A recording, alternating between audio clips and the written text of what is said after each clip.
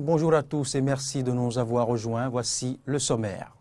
Le maire de la commune d'Abomey-Calavi et plusieurs de ses conseillers ont été faits ambassadeurs de la paix par une organisation non gouvernementale. Les détails dans ce journal. Et puis, Miss Ins Université, Miss Y Lycée, les concours de beauté sont en vogue au Bénin. Que pensent les citoyens de ces différents concours? La réponse dans un instant. Et puis l'affaire a suscité une indignation générale en Afrique et dans le reste du monde. L'esclavage des Noirs en Libye est fermement condamné par différentes personnalités et différents pays. Dans ce journal, vous aurez la position de la société civile béninoise.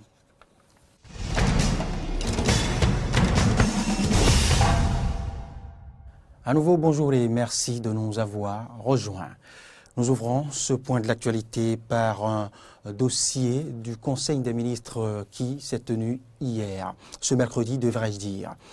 Le Conseil des ministres s'est réuni ce mercredi 22 novembre 2017 sous la présidence de M. Patrice Athanase Guillaume Talon, chef de l'État, chef de gouvernement. Au cours de la séance, plusieurs dossiers importants ont été examinés dans le projet de convention de mise à disposition du site de construction du port pétrolier, minéralier et commercial en eau profonde de Sémécoudi et plan d'action et de réinstallation et de compensation. Ceci s'inscrit donc dans le cadre du projet épine dorsale de développement intégré de l'économie béninoise dans lequel l'État béninois a convenu d'un partenariat avec le groupe PIC Network Limited en janvier 2010. Les objectifs visés bien évidemment par sa réalisation sont entre autres de répondre plus efficacement aux exigences d'une augmentation globale des besoins de port de Cotonou. Le projet sera entièrement financé par la société PIC Network Limited et sa filiale PIC International SA. Au regard des investissements importants à réaliser et des retombées attendues au profit de l'économie béninoise, l'État a donc décidé d'accompagner la réalisation de ce projet structurant dans le cadre du partenariat public-privé. La communication en Conseil des ministres vise donc à définir les modalités pratiques de mise à disposition du promoteur du domaine de 1006 hectares, 61 A et 82 centias devant bien évidemment abriter ce nouveau port et des conditions de dédommagement, de réinstallation des personnes physiques et morales installées sur ce site. Le Conseil des ministres a donc instruit les ministres concernés de finaliser la convention en février 2017. Et nous poursuivons ce point de l'actualité sur Eden TV. Et nous revenons maintenant dans la commune d'Abomey-Calavi. Le maire Georges Bada et plusieurs de ses conseillers communaux, je vous en parlais en titre, bien évidemment, ont été faits ambassadeurs de la paix par l'ONG russe Peacemaker. La cérémonie de décoration a eu lieu ce mercredi. Roland Toninkes et Fiacre Voitan y étaient.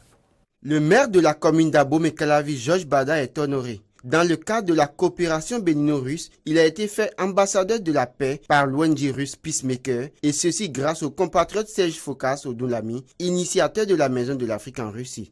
Il doit contribuer au développement non seulement du Bénin, mais aussi de la Russie. Pour que demain, d'ici 20-25 ans, nous ayons deux peuples qui puissent vivre dans de meilleures conditions.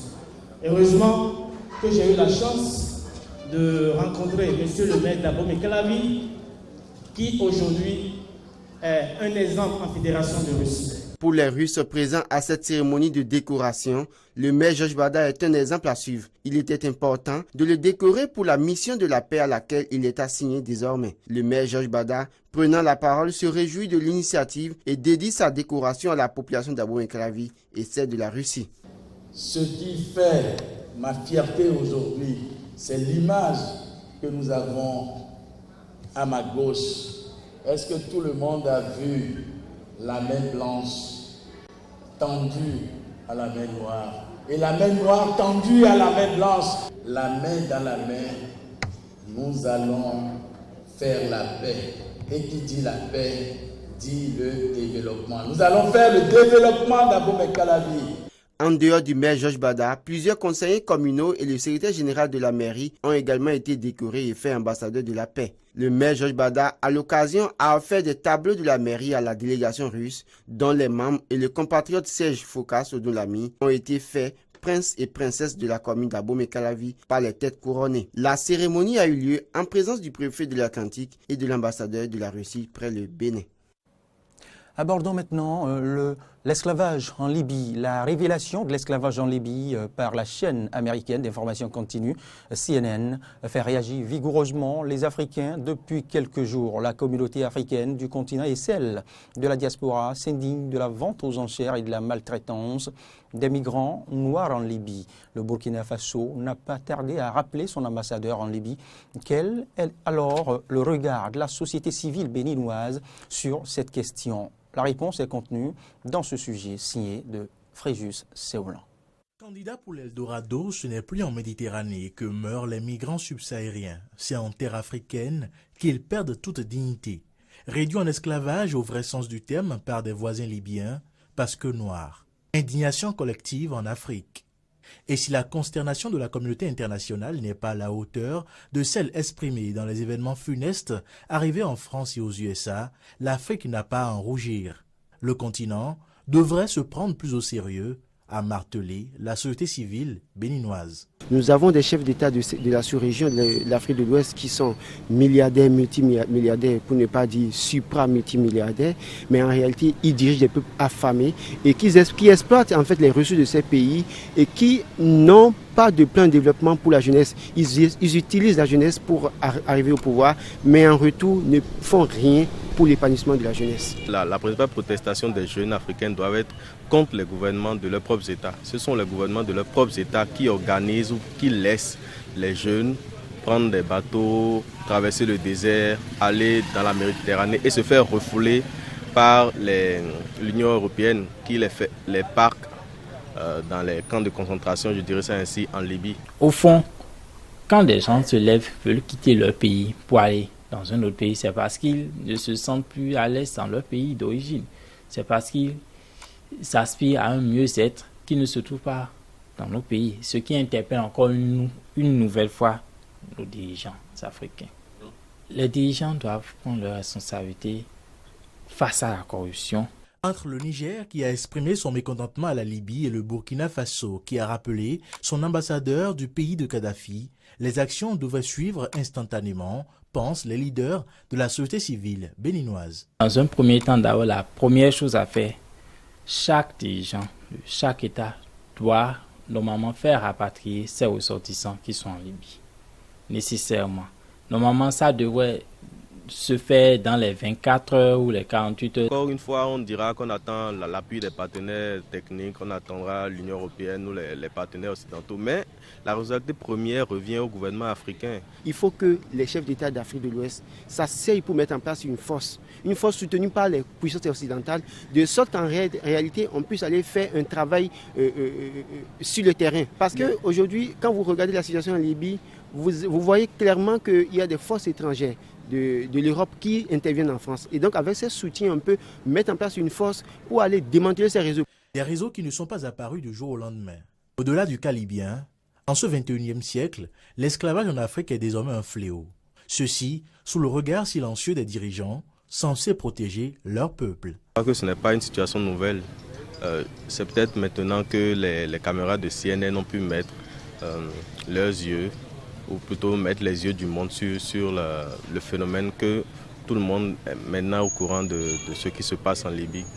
J'aurais appris qu'en Mauritanie aussi, ça se fait, c'est presque légalisé. Il faut qu'on arrête avec ça. Il faut qu'on puisse taper du poing sur la table. En réalité, ces pays de l'Afrique du Nord ont toujours pensé qu'ils sont supérieurs au peuple noir. Et donc, pendant qu'on parlait de l'esclavage en Libye, une décision qui sort de l'Algérie qui interdit aux migrants de prendre les bus, c'est dommage. C'est dommage encore que nous sommes sur le même continent. Un même continent où l'incapacité de l'ultime acteur capable de sanctionner n'est plus désormais un secret.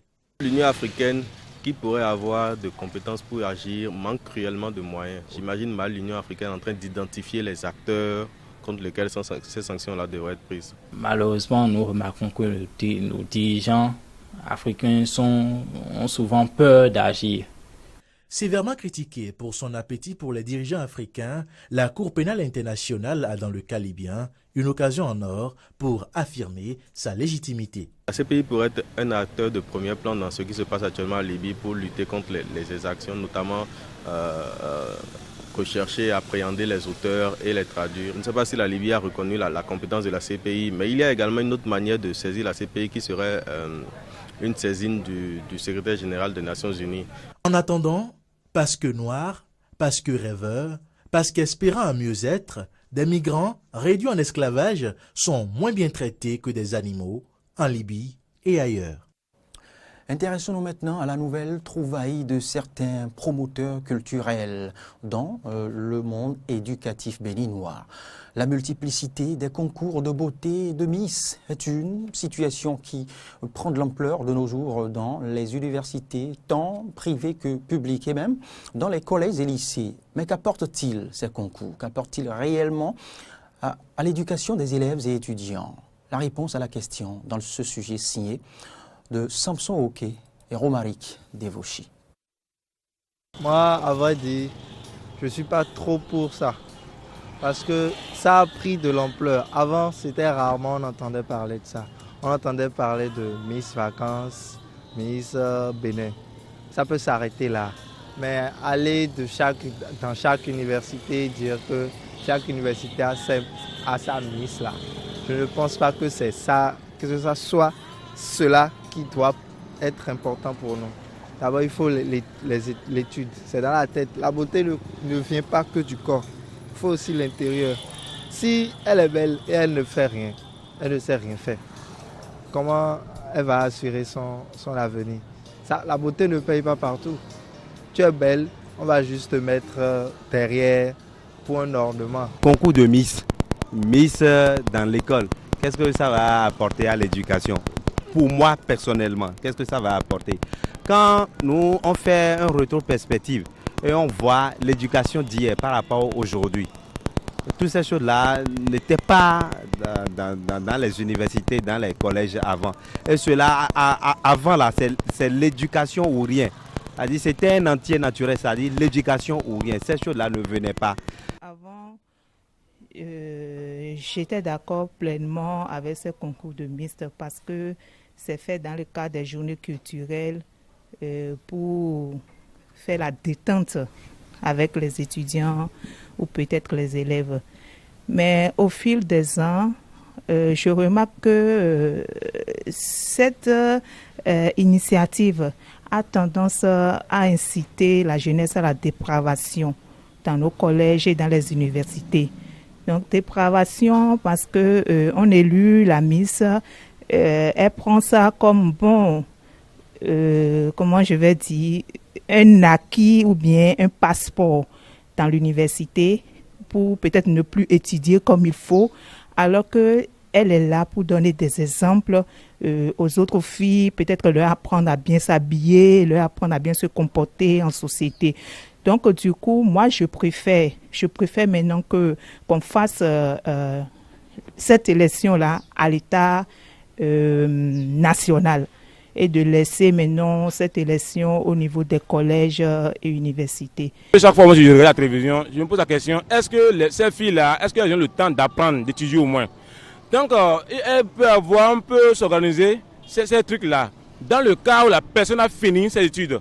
Mais aller dans les écoles, établissements, là, bon, ça, moi, je n'ai pas eu, non. Ça ne me plaît pas, moi. Eh bien, vous l'avez rectifié de vous-même. C'était plutôt les citoyens béninois qui se prononçaient, bien évidemment, sur la série, la multiplicité des concours de Miss organisés dans nos écoles, collèges et lycées et même dans nos universités publiques et privées.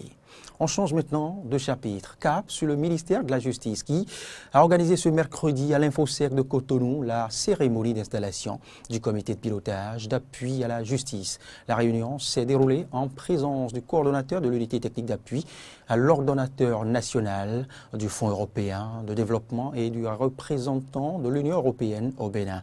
Le point de la cérémonie nous est fait ici par Fréjus Séoulan. Aider à relever les défis du secteur de la justice, c'est en résumé la tâche du comité de pilotage d'appui à la justice PAJ installé ce 22 novembre 2017 à l'Infosec de Cotonou. Une cérémonie qui consacre le respect des dispositions de la convention de financement pour une bonne gestion de ce programme. La convention de financement a été signée en 2014 pour un montant de 8 millions d'euros, donc soit 5 milliards 247 millions 600 000 francs CFA. Et il est prévu une flopée d'activités qui permettront d'accompagner la modernisation de l'administration centrale au niveau du ministère de la Justice, de renforcer et d'améliorer l'accès à la justice pour les populations, d'améliorer les conditions des détenus en vue de se rapprocher des standards internationaux et de contribuer à la réinsertion des détenus. Il y a deux volets qui opérationnalisent cette convention. Nous avons le volet devis programme, donc pour les appuis en matériel équipement, et nous avons l'autre volet assistance technique, qui est la partie intellectuelle de réflexion. Quant aux représentants de l'Union européenne, il a tenu à souligner la réorientation du programme d'appui à la justice face à une exécution qui a connu des moments difficiles dans le passé. Une réorientation qui offrira des outils à la justice pour relever les défis qui l'attendent. En 1, la lenteur des procès. Le dernier aide-mémoire du secteur de la justice rapporte une durée moyenne de procédure d'instruction égale à 55 mois, contre un objectif attendu de 20 mois. En 2, l'accessibilité à la justice. L'aide judiciaire est encore trop limitée et à défaut d'une défense adéquate, le pourcentage de prévenus sur l'ensemble de la population carcérale demeure encore trop élevé. En 3, la corruption et son corollaire le plus fréquent, l'impunité. Il suffit de rappeler les considérations sur la justice contenues dans le rapport du Système national d'intégrité de Transparency International, dont le plan d'action fait l'objet d'une mise en œuvre suivie par le gouvernement. La directrice de cabinet du ministère de la Justice, représentant son ministre, a saisi l'occasion pour saluer la coopération entre le Bénin et l'Union européenne. C'est aussi l'occasion pour moi de saluer l'arrivée des assistants techniques recrutés par l'Union européenne pour appuyer non seulement le projet d'appui à la justice, mais aussi le ministère en charge de la justice. Aleya Goudabako, qui a présidé cette cérémonie d'installation du comité de pilotage du PAJ, n'a pas manqué de rappeler aux membres nommés par arrêté interministériel du garde des Sceaux et du ministre de l'économie et des Finances leur rôle. Vous aurez la responsabilité de veiller à sa bonne exécution. Et ceci pour les 3 années à venir. Vous êtes appelés à approuver le plan d'activité, superviser l'exécution, suivre la mise en œuvre cohérente et efficiente du devis programme numéro 3 du projet. C'est par une remise de matériel composé entre autres d'ouvrages et d'un lot de plus de 40 ordinateurs avec accessoires pour renforcer les capacités des directions du ministère que s'est achevée cette réunion du comité de pilotage d'appui à la justice. Allons maintenant au Parlement béninois. Dans le cadre de la présentation des budgets des différents ministères du gouvernement Talon, le ministre Gaston Dossoui, en charge de l'agriculture, de l'élevage et de la pêche, était à l'hémicycle ce mardi. Pour l'année 2018, le ministère de l'Agriculture dispose d'un budget de 87 milliards 155 millions 570 000 francs CFA. Plusieurs projets sont à exécuter, entre autres la promotion des filières porteuses au Bénin, la réorganisation institutionnelle du secteur agricole. Je vous invite dès à présent à suivre les précisions du ministre Gaston Dossoui. Le budget exercice 2018 est cadré à 87 milliards 155 millions. Il permettra d'aborder les grands domaines de l'agriculture, de l'élevage, de la pêche et de l'organisation et l'administration du secteur. En termes de priorité de développement, il s'agit de mettre avant tout en œuvre le programme de la réorganisation institutionnelle du secteur, de faire la promotion des filières porteuses pour diversifier nos chances d'exportation, promouvoir des filières conventionnelles pour sécuriser l'alimentation et réduire les importations, des filières comme le lait, la viande, les œufs de consommation pour améliorer le commun des Béninois. De façon transversale, il y aura aussi les aménagements pastoraux, les aménagements hydro-agricoles, la mécanisation de l'agriculture. Je ne passe pas sous silence l'aquaculture continentale, car les ressources halieutiques dans le monde sont en train de plonger et nous devons compter sur les potentialités de nos régions pour produire le poisson. Bien entendu, le palmier à huile même a fait l'objet d'un pôle à part, un pôle particulier dédié au palmier à huile. Et dans le même pôle, on produit aussi beaucoup de maïs. On fait l'élevage de petits ruminants. Ce pôle-là, c'est le plateau. À ce niveau, nous allons adresser la capacité de fournir des semences pré-germées à partir de la station de recherche de Cobert à tous ceux qui produisent du palmier, aussi bien dans ce pôle que dans les pôles le pôle 7 comportant l'Atlantique, le Mono et l'Ouémé. Et c'est ici que prend fin ce point de l'actualité sur Eden TV. Merci de l'avoir suivi et prenez du plaisir à suivre nos programmes. Bon appétit.